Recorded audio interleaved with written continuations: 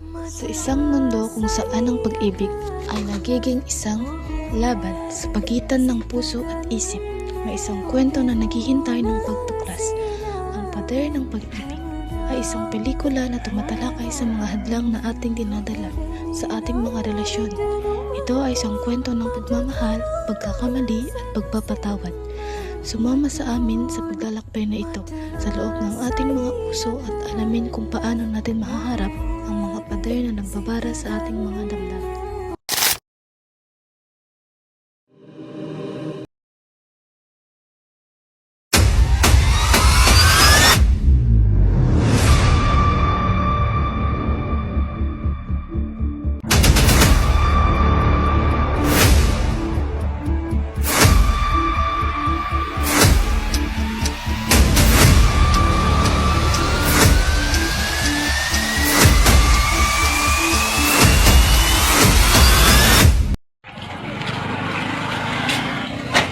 Tol, nagugutom ka na ba? Oo. Tara, kain nga tayo sa kalendarya. Nagugutom na kasi ako. Tara. Tara.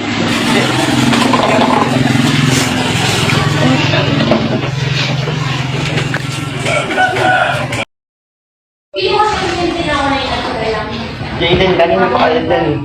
Yan lang nagawa niya. Saan ba kayo galing? Mananig for man agi sapagkat kami ay kumain pa. Best, may kanta ko sa'yo. Kilala mo ba yung isang trabahante ni Mama? Ano yun? Sino dun? Yung si Jadel. Pilong kasi, unti-unti na ako na kilala. Ganun ba? Parang hindi kasi kayo bagay sa isa't isa eh. Kasi ikaw ay nag-aaral, tapos siya ay construction worker lamang. Ano lang kayo sasabihin ng ibang tao? Huwag na nga lang natin usapan. Huwag na nga tayo.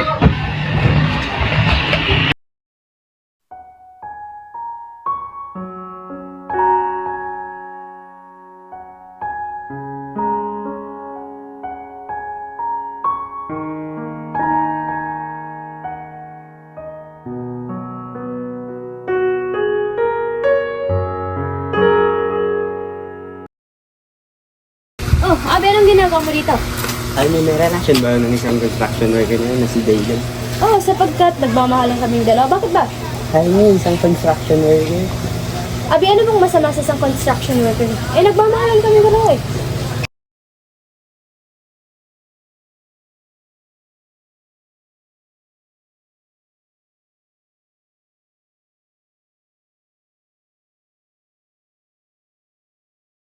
Good afternoon, ma'am. May sabihin lang sana ako tungkol sa isang anak ko siya na may karelasyon sila sa isa kong trabaho na si Jaden.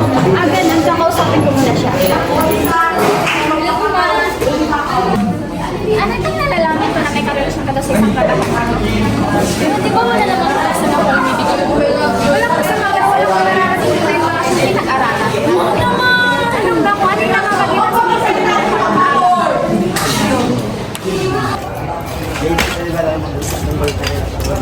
Bakit ba natin yung pag-usapan? Basta, layan mo lang siya.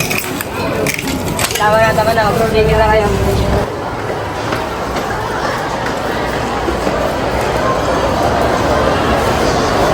Pag-usapan naman yung ulit si Hannah at si Jada. Oo nga, hindi sila magkakala. Sapagkat ako wala doon sa kanila pagmamahalan. Ano naman ang gagawin mo, Jay? Abangan mo na lang. Nahal, hindi ka ba pumunta dito? Masasabihin naman ako sa'yo.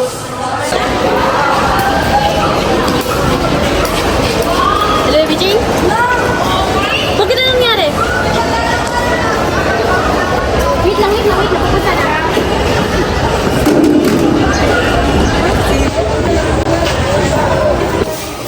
BJ? Ano ba nangyari? Pinakabahan mo naman ako, sis. At naniwala ka naman.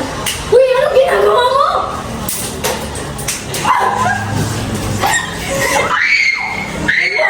Anong ginagawa mo?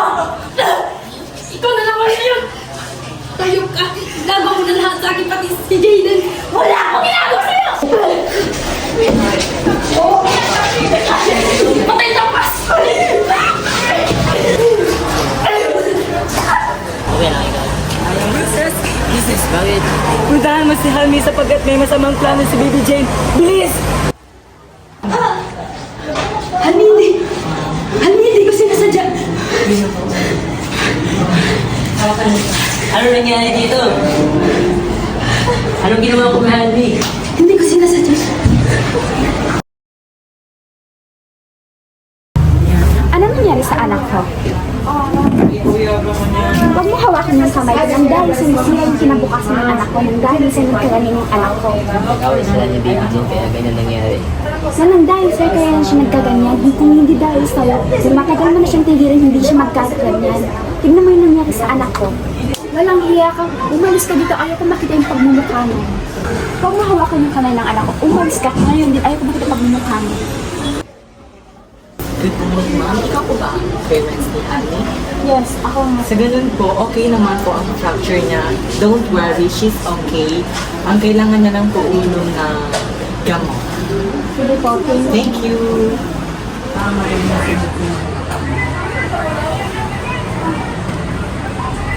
Ma, isa na ako. Ma, kailangan ko umuwi. Magot ko na gumano. Nasaan si Jadel? Hindi ka pa magaling. Huwag mo hanapin ang paslupa namin. Hindi siya ang paslupa, ma. Kailangan ko umuwi. Hindi ka pa okay. Hindi ka pa magaling. Humiga ka dyan. Makinig ka isa. Humiga ka dyan.